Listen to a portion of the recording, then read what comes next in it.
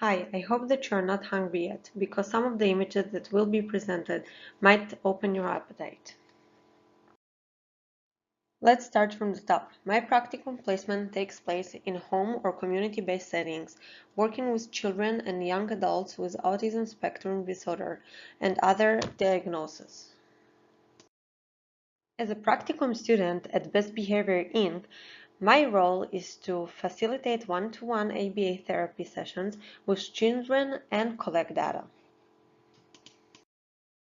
I'm also given opportunities to read research articles provided by my supervisor and to create programs for clients, participating in parent training and team meetings. Yay! Like I don't have enough on my plate, right? Just kidding, I'm grateful for the learning experience. The professional challenge I'm facing is saying no to pizza. Don't you wish you had my problems, right? To explain myself better, I'm talking about Code Ethic 1.06, described by Bailey and Branch, multiple relationship and conflicts of interest. Code 1.6 elaborate on the harmful effect of multiple relationships. The duty of behavior analysts to report any multiple relationships, and the behavior analyst should not get or give gifts to clients because this constitutes a multiple relationship. When working in a home setting, you often are offered with tea, coffee, some biscuits on the side.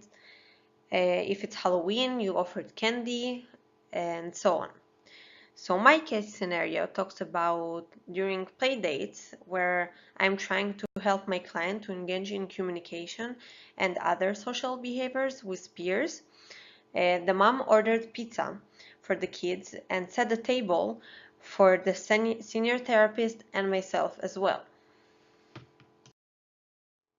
So the funny thing is, this happened to me just after a weekend that we learned about Code Ethic 1.6.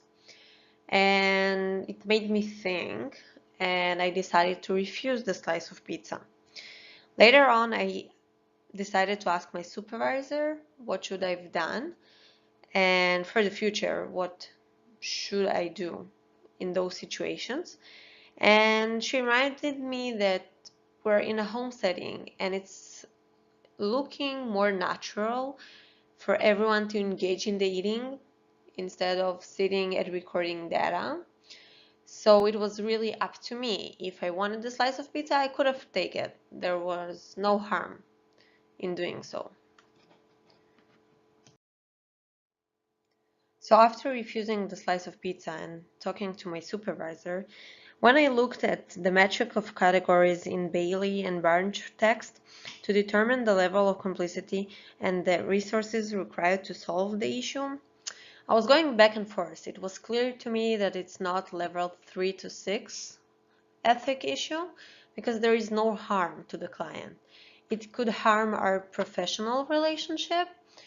And again, based on my supervisor answer, she don't see it as an issue.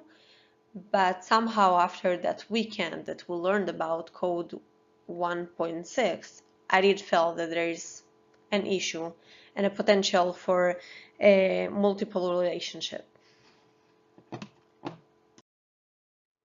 So I decided for myself that I would look at this as level 1 issue because I don't see any violation of the client rights, but it could be harmful in the sense that it might develop multiple relationship, but nothing more than that. I decided it's level 1 because I spoke with my supervisor, who is also the owner of the company, which assured me that from the agency point of view there is no conflict and no risk of legal issue and potential lawsuit. To solve this issue, I will have to explain to the parent that I'm working towards PCBA certificate and about the ethical code I'm following that was created to protect both the client and myself. When having dinner with the client or accepting Halloween candy or client's crafts, I face the potential of creating a dual relationship, and the family or the client could expect for a favor in return at the right time, which I'm trying to avoid.